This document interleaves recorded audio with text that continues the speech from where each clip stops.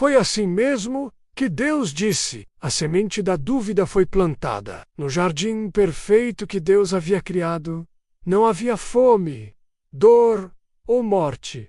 Tudo era harmonia. O homem e a mulher viviam em comunhão com o Criador. Mas um dia, algo aparentemente pequeno, aconteceu. Uma simples conversa. Não começou com um ataque direto, nem com violência ou mentira escancarada. Começou com uma pergunta. Foi assim mesmo que Deus disse. O diabo não apareceu arrancando o fruto da mão de Eva, nem quebrando os mandamentos de Deus à força. Ele apenas fez uma pergunta, uma dúvida. E essa dúvida foi suficiente para virar o mundo de cabeça para baixo. Essa é a estratégia do inimigo. Ele não precisa tirar nada de você. Ele só precisa fazer você questionar o que Deus disse. Ele entra pela sutileza, pelas brechas da mente. Um questionamento aqui, uma distorção ali, e logo a fé começa a vacilar. Eva não caiu porque era fraca. Ela caiu porque dialogou com quem não devia. O problema nunca foi a árvore. O problema foi a conversa. 2. Distorcer o que Deus disse, a arte antiga da manipulação. A serpente foi além da dúvida. Ela não apenas questionou o que Deus falou, mas também distorceu o conteúdo do mandamento. Deus havia dito que eles poderiam comer de todas as árvores, exceto uma. Mas a serpente respondeu como se Deus estivesse restringindo tudo.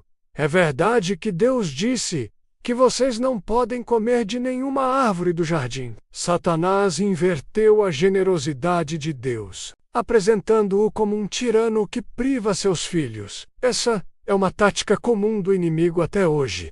Ele pinta a obediência como uma prisão, o pecado como liberdade e a santidade como um fardo. Eva tentou corrigir a distorção, mas ela já estava presa no laço. Quando começamos a explicar o que Deus disse para alguém que está claramente distorcendo a verdade, já estamos em risco. Satanás não queria apenas enganar Eva. Ele queria redefinir o caráter de Deus diante dela. Queria que ela pensasse que Deus estava escondendo algo, que ele era mesquinho, controlador, inseguro, mas o que Deus realmente estava fazendo era protegendo. O mandamento não era para limitar, era para preservar. 3. A promessa que nunca foi dele: vocês serão como Deus. A terceira estratégia da serpente foi prometer aquilo que ela não podia dar. Certamente não morrerão. Deus sabe que no dia em que dele comerem, seus olhos se abrirão, e vocês serão como Deus, conhecedores do bem e do mal. Observe a astúcia. Satanás não prometeu algo visivelmente ruim. Ele ofereceu uma atalho para um objetivo aparentemente nobre, ser como Deus, mas eles já eram semelhantes a Deus, criados à imagem e semelhança do Altíssimo, já possuíam identidade, dignidade e propósito. O inimigo então usou a tática que usa até hoje, prometer o que a pessoa já tem, mas por outro caminho. Ele oferece status, poder, revelação, mas sempre por fora da vontade de Deus. E o preço é sempre alto. Eva acreditou que estava ganhando algo, mas estava perdendo tudo. Assim também é conosco. Quando acreditamos nas promessas do pecado, achamos que estamos avançando, mas estamos sendo enganados. Satanás não tem nada real para oferecer. Ele só vende ilusões com embalagem bonita. 4.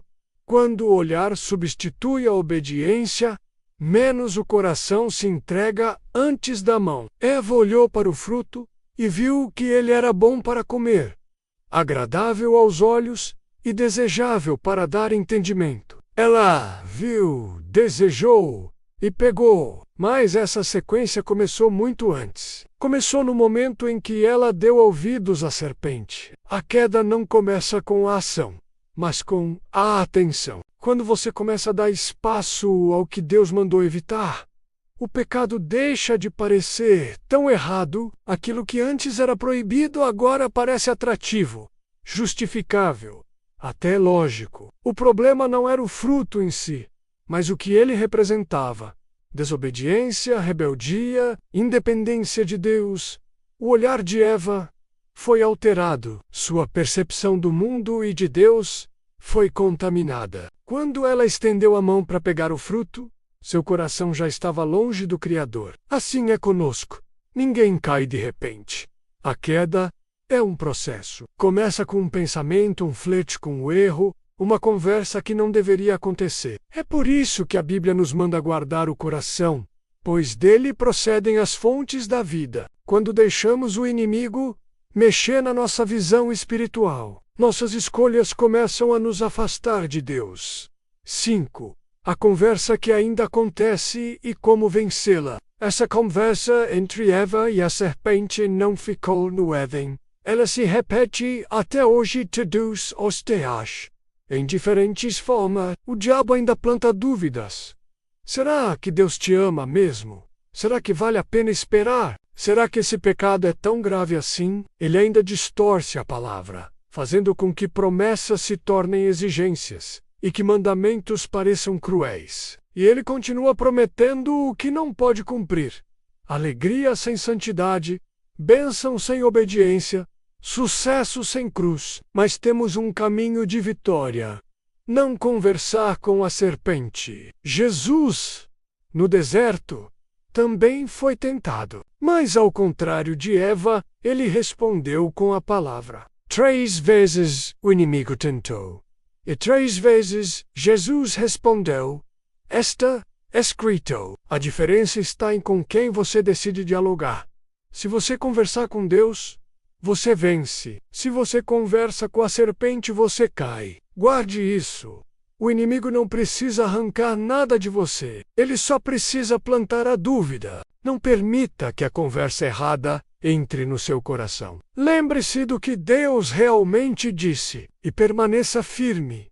Mesmo quando a serpente tentar sussurrar que você está perdendo algo. Porque a verdade é que em Cristo, você já tem tudo.